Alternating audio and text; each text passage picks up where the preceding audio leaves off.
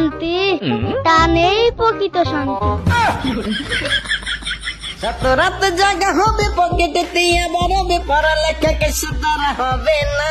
হুট করে পুলিশ এসে থানায় ধরে নিয়ে যাবে, মায়ের মন ভেঙে যাবে জানো না। বাবাজি, বর্তমানে তোমাদের ব্যাটিং এর যা অবস্থা, তোমাদের দিয়ে তো ধান চাষ হইব না। মিডিয়ার সামনে তো আর তোমাদের কথা বলতে হয় না, কথা বলতে হয় আমার। এই জন্য তোমাদের ফর্মে ফিরে আনার জন্য আজকের এই আয়োজনটা করছি। বাবা শান্ত, অনেক আশা নিয়ে তোমার হাতে দলের দায়ভার তুলে দিছিলাম, আর তুমি এটা কি করলা বাবাজি?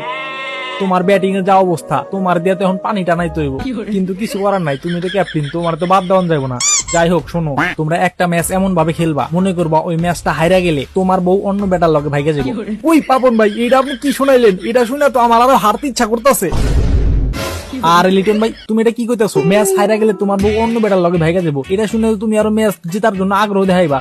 ওই শান্ত ভাই, আপনি ব্যাপারটা বুঝেন নাই। এক তরকারি কি প্রতিদিন খাইতে ভাল লাগে? নতুন তরকারি খাইতে চাইছিলাম একটু।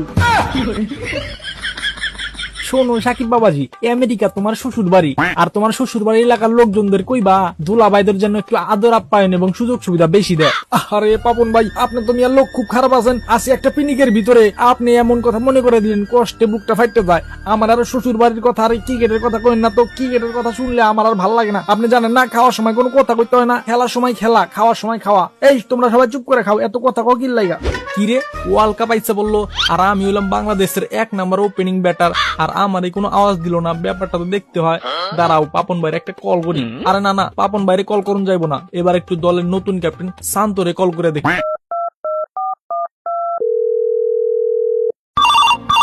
উঠাইয়ে না। ওই কাম সারছে, এই অসময়ে আবার তামিম ভাই কল দিচ্ছে গে। ওই বেটা, কারো কল ধরবি না, রাখা দে। এখন খাওয়ার সময় কোনো ডিস্টার্ব করবি না। কি হলো এটা? আমি হলাম বাংলাদেশের 1 নম্বর ওপেনার, আর আমারই কল ধরলো না। দাঁড়াও, বিষয়টা দেখতে হয়। উঠাইয়ে না। আবার তামিম ভাই কল দিয়েছে। আচ্ছা ভাই দাঁড়ান, এবার একটু ধরে দেখি, হয়তো ইম্পর্টেন্ট কিছু বলবে। ওই মিয়া শান্ত, তুমি আমার কল ধরো না কি লাগা? তুমি কি বুঝলা গেছো আমি হলাম বাংলাদেশের 1 নম্বর ওপেনার তামিম ইকবাল? আরে না না ভাই, নতুন একটা শোরুম উদ্বোধন করতে যাইতেছি সাকিব আল হাসান ভাইয়ের সাথে। আমি তো বাংলাদেশের নতুন ক্যাপ্টেন, কিছুদিন পর থেকে সাকিব আল হাসান ভাইয়ের মতো আমাদের তো সবাই শোরুম উদ্বোধন করার জন্য ডাকবো। এর লাগে আগে থেকে একটু প্র্যাকটিস করে নিতেছি। কি মিয়া শান্ত, 2 দিন ধরে ক্যাপ্টেন হইতে না হইতে বড় ভাইগর ভুলে গেলা? আরে মিয়া মনে রাখো, আমি যদি ক্যাপ্টেন্সি না ছাড়তাম তাহলে কিন্তু ক্যাপ্টেন্সি তুমি পাইতা না, ওটা কিন্তু আমার দখলে থাকতো। ওই তামিম ভাই, এখন রাখি আমার আবার কেজি দেয় শোরুম উদ্বোধনের কি টাকার তৈব। কিরে কাম রইল কি? বেড়া দেখি 2 দিন ধরে ক্যাপ্টেন হইতে না হইতে মুখের উপর কলটা কাটতে দিল, বিষয়টা দেখতে হইব। ওইখান থেকে দোয়া বাড়িতেছে কিসের দেখি তো, কিন্তু এত দূর দেখবো কেমনে? আরে আমি তো ভুলে গেছি, আমার কাছে তো চাঁদের ছবি তোলার স্যামসাং গ্যালাক্সি S24 আলট্রা। দাঁড়াও ওইটা দেখি।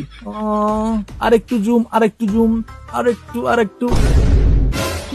আর এই তো পেয়ে গেছি সবগুলো এখানে। এইটা তোমাদের শোরুম উদ্বোধন করার অনুষ্ঠান না? দাঁড়াও চান্দুরা, আমার এরাই খেয়াল কিছু করা, এখনই পুলিশরা জানাই দিয়েছি।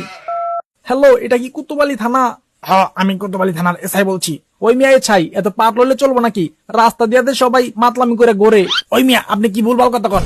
আরে ভুলভাল কথা কই না কি, আপনি একটু রাস্তায় বাইরে দেখেন। আচ্ছা ঠিক আছে, আমি এখনই যা দেখতেছি কেরা মাতলামি করে ঘোরে, সবগুলোর আজকে খবর আছে। মামা, আমি তো হুক না খাইয়া লাইছি রে মামা।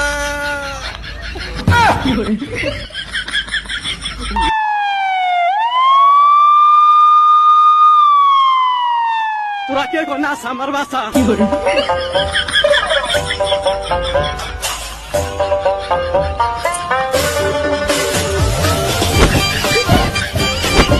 खत्म, bye bye, tata, goodbye, गया।